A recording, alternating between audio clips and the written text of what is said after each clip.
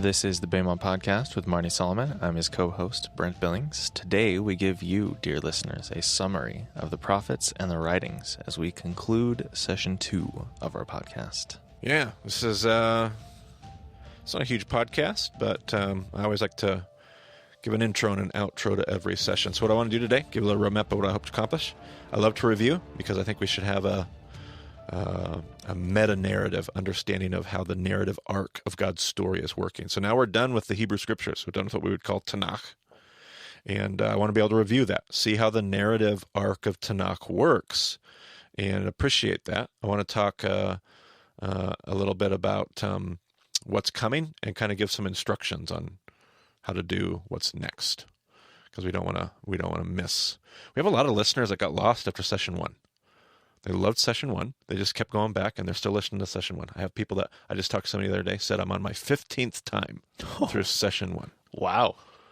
I'm like, A, my podcast is not that good. B, there's session 2.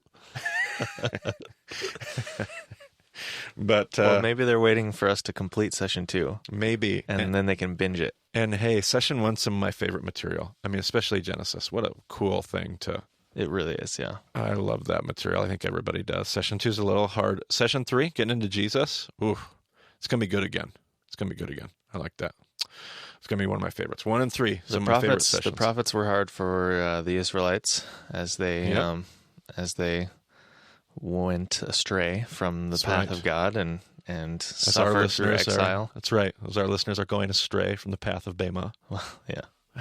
I don't necessarily want to equate our ministry as the path of God, but that's right. No, the analogy's there. Absolutely, path of Bema. And hey, if you're listening to our voice, you made it. So well done. Preaching to the choir. The good news about the prophets is those podcasts tended to be quite a bit shorter. So sure, if you want to go through and see, and really there's so much repetition. It's like, it's true. When you boil it down, as we'll get to here in a moment, I think, there's warning, and then there's woe, and then there's hope. Yep. And, it's pretty, the theme is strong in the prophets. That's right. But we're getting ahead of ourselves. We are. And you got a presentation today. If you click down in the show notes there, we got something to help us get our review on. So I'm going to start leading us through that. Again, we do this to make sure we have an understanding of the narrative arc. I want to understand how Tanakh is working. And ultimately, I would love if my students and listeners had a good enough grasp that they could articulate. If you can't talk in 2 minutes about how the narrative of the Old Testament works, not just like, well, there's prophets, and then there's history, and then there's the books of Moses, but to understand how the narrative actually, where the story starts, and how the stage is set, and then what the crux of the narrative, like to have that kind of understanding is so critical to appreciate each book for where it falls within the narrative. So God sets the stage in the book of Genesis. He begins with a preface, chapters 1 through 11. This is all session 1 stuff. Genesis through Deuteronomy is all session 1 Bema podcast, session 1 Torah. But God starts in the preface of Genesis, chapters 1 through 11. And he basically makes this assertion that creation is good. I'm just part of the way through Tattoos on the Heart by Greg Boyle. Whew. Man, you want some good Genesis 1 material. Man. Pick up that book and read it. We can throw that in the show notes. I'll throw it in the show notes. Oh, man, so good. I haven't finished it yet. By the time this podcast is played, well, I've finished it. But if it's conspicuously missing from the show notes, you'll know it didn't turn out very well. New York Times bestseller. Everybody loves it. So I doubt that I'm going to be disappointed. But, man, good Genesis 1 stuff. God is crazy about his creation. God loves it. And he made a good creation. He thinks it's good. And we need to trust that. We need to trust that that's how God feels about his creation. Because if we do, we're able to lay our life down because we have everything that we need. If we don't believe that God feels that way, we're going to act out of fear and self-interest and self-preservation. And it's a wreck. And that's what we see in the preface. But then we meet somebody right about the time we're going to lose hope. We meet Avraham, the family of God, Avraham, Yitzhak, Yaakov, Yosef. We meet this family of God, and they are screwed up. They are dysfunctional as all get out. But they lean into trust. Sometimes it even takes them a generation, decades to figure it out. but they're going to lean back into the story of God, back into the narrative of God, and trust that God's love actually changes everything. And this is how God sets the stage, with these key components in teaching us how to see the world through his eyes. And then he starts the narrative. We call the narrative a tale of two kingdoms, empire versus shalom. Brent, talk to me about the difference between empire and shalom. So empire is the idea that I am the most important. I need what I need, and I'll push down whoever is around me to get it, to make sure my desires are satisfied, and it doesn't matter what that means for anyone else. Whereas shalom is a posture of self-sacrifice. I'll give up whatever I have to make sure those around me have what they need. And that's the thing that puts the world back together, so to speak. And so that's good. That's going to be what God's story is all about, from Exodus to the book of Revelation. We're going to find it doesn't really change. It's just always this battle, this tension between the way, the worldview, the paradigm of empire, and the worldview and paradigm of shalom. And that starts in the book of Exodus, where God rescues a partner. He's looking for a partner, and this partner is under the boot of empire. And so he rescues them from Egypt in the story of the plagues. He takes them to Mount Sinai, and there's a huge wedding. The whole rest of the book of Exodus is going to be about building a tabernacle, which is their honeymoon suite for the wedding. It's if you look at it from a literary perspective, it's a retelling of Genesis 1 through 3 and the beginning of the story. It's like a little mobile reminder of the prefaces. Goes everywhere with them. But from a narrative standpoint, it's where the priests work, because God told them at the wedding, if you'll say yes to me, if you say I do, you are going to be for me a kingdom of priests. We're going to be in this together. We're going to partner together, and we're going to put the world back together. But they don't really know what priests are. And so God says, well, I gave you the tabernacle. That's where the priests are going to work. So you can actually watch the priests. But I'm also going to tell you about the priests. And that's going to be the book of Leviticus. And the book of Leviticus starts with atonement, because you have to know that you're right with God before you can talk about anything else. It's going to talk about what priests are. And in the midst of that conversation about what priests are, it's going to talk about who we are and how we're supposed to live. If we're Jews, we're going to eat kosher. We're going to farm our fields a particular kind of way, and we're going to wear a particular kind of clothes, and we're going to do things differently because that's what a priest does. And God's going to teach people how to party. He's going to teach them how to celebrate. We talked about Purim a couple podcasts ago. Not one of the parties he talks about in Leviticus, but the same idea. He's going to teach them how important the party is. He's going to teach them that if you party correctly, you're going to notice the people that need more party in their life. You're going to look at the oppressed, and you're going to see them. And then after learning about this priesthood, God says you need to more than just learn it in your head. You actually have to learn it in your heart. And so we got to go out into the desert, and we got to have a honeymoon. We got to have this long desert honeymoon, and we're going to learn all these things by actually doing them, experiencing them in the desert. And then God, at the end of their desert time, before they walk into the promised land, there's a book of Deuteronomy where God says, before you go anywhere, make sure that you remember everything that we've been through. Make sure you remember your story. Make sure you remember how we set the stage and the family that you're a part of. Make sure that you remember your call to priesthood. Make sure you remember all the things you learned in the desert. Just remember. And if you do remember where you came from, you're going to remember that you were slaves. You're going to remember that you were aliens. You're going to remember that you were orphans. You're going to remember that you were widows. And if you remember that, you're going to notice aliens, orphans, and widows. You're always going to have aliens, orphans, and widows in this broken world. They're always going to be around you. And I'm here to put the world back together. I need you to see alien, orphan, widow. I need you to see those people. And so with that being said, we moved into session 2, and God took this partner, and he said, okay, now it's time. You've learned about this partnership. You've said yes. And he takes his people in the book of Joshua, and he puts them at the crossroads of the earth. He doesn't want them over in the corner. He doesn't want them just to be in a holy huddle. He's not trying to get them just to hang in there until they can evacuate to some other place called heaven someday. He wants them to engage the world around them. And so he puts them in the crossroads of the earth where everybody is going to interact with them. And then from there, we go into the book of Judges, and we find that once you get to the promised land, it's not easy. In fact, it's incredibly difficult. It's really, really, really difficult because we don't naturally want to trust in God. We don't think that God is for us. We are naturally very fearful creatures. And so we read a book about this cycle of sin and violence and redemptive violence and deliverance and crying out to God, forsaking God. There's this endless cycle. But we said it's not just about our sin, it's also about God's patience. And so God, we learn about a redemption cycle is what we called it. And it's not all hopeless because we're also given the book of Ruth. We kind of zoom in on the book of Ruth. It's kind of outside the big narrative. It's kind of a micro narrative within the meta narrative. And we zoom in and we read this love story about a Moabitess who happens to be an alien, an orphan, and a widow. And she's with Naomi, who in a lot of ways is an alien, an orphan, and a widow. And she comes back, and the whole story is about these people that are righteous, pagans who are righteous, God's people who are righteous, a community that is trying to do the righteous thing. And because of this, the story propels itself forward. Now, if you go to your next slide, you see where the story goes after this. And Brent, how about you walk us through what we see on this slide here? So at this point in the story, Israel has decided that they want to have a king, like all the other nations around them. And so we get into this period where we see Saul and David and Solomon and the other kings. And we have two different perspectives that are telling us the same story. So we have the books of Samuel and the books of Kings, which comprise the story from Israel's perspective, the nation of Israel. And that's going to be more of an agenda-driven headlines where we're seeing what's happening in real time, and it has this tendency to be focused on idolatry and immorality. And then we have the books of Chronicles that are told from the perspective of the nation of Judah, and that's more of a documentary perspective. It's written later. It comes at the very end of Tanakh. The Jewish scriptures puts it at the very end, and it's looking back and it says, well, actually, that period of history was more of the lust for empire was the problem, and not so much the immorality. That was there, but that wasn't the heart of the issue. That's right. Absolutely. And so then we've kind of filled in the content on our next slide.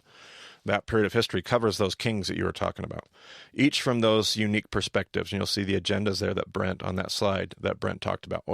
Immorality and idolatry in the source A, and empire and injustice in source B. It all covers the same period of history. It talks about Saul, who happened to be a donkey herder from Benjamin, which is a statement in and of itself about the kind of king that the people want, versus the kind of king that God wants in David, who was a shepherd from Judah, David was. And David had a son named Shlomo, or Solomon, we say, and he had this lust for empire, probably had all kinds of good intentions, probably trying to do the right thing, but used a little bit too much of the imperial method to get that job done, and brought the story of God kind of back to where it began. Like Solomon kind of became the new Pharaoh. And then we see the kings there. The kings can't maintain the kingdom that Solomon built. Whether the kingdom of Solomon is good or bad, it cannot be maintained by those that come after him. And so there's a split. There's all kinds of political insecurity. And instead of looking to God in their insecurity, they keep trying to create their own political security. And it just causes the unraveling of God's people. And that's where that perspective of these two different tellings of the story comes from. After the kingdom is split, the northern 10 tribes, the kingdom of Israel, that's the perspective that we see in Samuel and Kings. And then that southern kingdom, the other two tribes, is where we get to the book of Chronicles. Absolutely. That when they look back on it centuries later, they're like, man, we were right, but we were wrong. Like, we were right. There was all kinds of immorality, but we really missed the big picture that we've learned now 400 years later. And so that's what we see in Chronicles. And that into that mess, because it really is at that point in history just a mess, God starts sending what we called warning, woes, and hope in the prophets. And so that next table there shows you the diagram of the prophets, and you can see all the prophets that we talked about there. Through the pre-Assyrian period, we talked about Amos. Image was the plumb line. Hosea, whose life theater was his marriage to a prostitute named Gomer. Micah was a prophet to Judah, was all about God as the judge. First Isaiah used the image of a vineyard to communicate his warning to Judah. We moved over to the Assyrian prophets because eventually Assyria shows up on their doorstep, conquers the northern kingdom of Israel, and that's pretty miserable for the people of Israel. And so to them, Jonah and Nahum come. Jonah talks about the reasons why God doesn't punish your enemies, and Nahum insists that God will do something about injustice. And those two prophets don't try to resolve the argument. They just represent it. They represent the tension. And then Judah gets two prophets, Zephaniah, whose call is to shuvah, to come back, to return, to repent. And second Isaiah whose theme is just woes, chapter upon chapter upon chapter upon chapter of woe. Every now and then some hope sprinkled in, but just a bunch of woe because the time for repentance has passed. Your world is falling apart. And that's what happens because Assyria doesn't reign for very that long in biblical history before the Babylonians show up and they lay waste to everybody. And into that mess, into that struggle and strife comes voices like Jeremiah, who was our weeping prophet. Somebody, maybe even Jeremiah himself, maybe not, wrote Lamentations, this alphabetic chiastic acrostic where in the middle of all kinds of lament, deep grieving lament, a little treasure of hope sitting in the center of that. And then Habakkuk talks about his watchtower. He has a complaint against God. He demands an answer. God gives it to him. We talk about Obadiah, and writes this short little message to Edom, the people of Edom, and Petra was the picture that we use to understand that. And then Joel uses the theme of a locust plague to communicate his message of he's trying to explain the destruction and also offer a ray of hope, and that leads us into the exile because you're going to need hope if you're going to make it through the exile. And that's what Ezekiel and Daniel try to bring. Ezekiel is all about strength. He tries to strengthen God's people, strengthen their resolve to be able to live in exile well. Daniel assures them that in fact justice will come. The Son of Man, I saw one like a Son of Man coming, the book of life in his hand, coming to make things right. We looked at the parable, kind of a big, huge parable, drama of Job. Spoke of him not just as wisdom literature, but also as a prophet, a prophetic voice. And we talked about 3rd Isaiah with the discussion of a servant, the servant discourse, and the suffering servant. And all these messages of warning and woe, and then of hope, because eventually the story does change, and we enter the period that we call the remnant. Persia shows up. Persia lets God's people go back home, and we have voices like we started with 4th Isaiah, and we wrapped up the voices of Isaiah in the remnant period. We had voices like Ezra and Nehemiah that talked about, they really were examples of leadership, 2 different kinds of leadership. They're both passionate about leadership, but Ezra did it in a more shepherding, pastoral method, and Nehemiah did it with a more prophetic, fiery, chutzpah-laden method. Haggai and Zechariah were 2 prophets that kind of teamed up with their leadership to give the prophetic message, to spur the people on. Haggai's message was to build. It was a short little message spanning 6 to 9 months, and Zechariah was this much longer, decades-long ministry where he kept giving the people apocalyptic visions of affirmation and hope that in fact they were going to make it. And then Malachi was the voice of Q&A. He had this dialogue in his prophetic utterances, this dialogue between God and his people. And then Esther, we finally closed off looking at Esther and the story of Purim and those. So that's where we've been. That's how this narrative arc, the narrative arc really ends with, of Tanakh, ends with that tension that we talked about in our very last podcast, which was the prophetic table. Tanakh, it starts with the partnership. God's looking for partners. It talks about the history of that partnership, which isn't mostly pretty, but it ends with this, and what are we going to do in light of God's mission as his partner? And there's all these different perspectives about what to do with Persia, what to do with Greece, what to do with Rome. And that's going to be where we'll pick up with session 3. Yeah, so I think we'll probably have a couple of details to share about session 3, but maybe this is a good time, Marty, if you want to kind of give an update on your ministry. Over the course of session 2, you've had quite a few changes in what you're doing with Impact and what your schedule and what your duties look like. So maybe you can give us an update on what you're doing. Yeah, I'm things will be changing for me in the fall. I'm going to be stepping away from some of our local discussion groups here on the Palouse. I'm hoping that those groups continue under their own leadership, like all the other groups around the country. But I'm going to be stepping away from that and trying to travel a lot more because my job needs me to do that. And in the course of traveling, I hope to meet so many more of you listeners.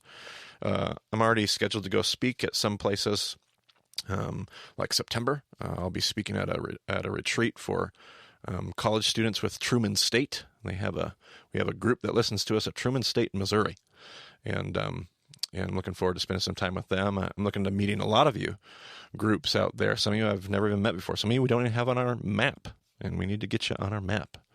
So let us know that you're out there so we can get you on our map. I love the map. So yeah, if you want to be on it, I am thrilled to add a pin to your location. Super encouraging to Brent and I to see emails come in and to see where people are listening kind of all around the country and now even in Canada and who knows where, because people are going to travel and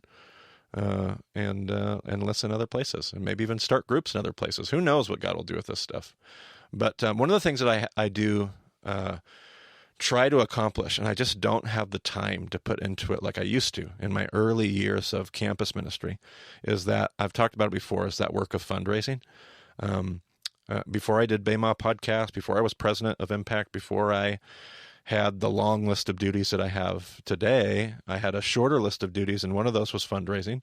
And I got to dedicate some pretty serious time to planning fundraising, traveling for fundraising, focusing on fundraising, and I was able to raise the money. God provided. He's always been good that way. He's still good today.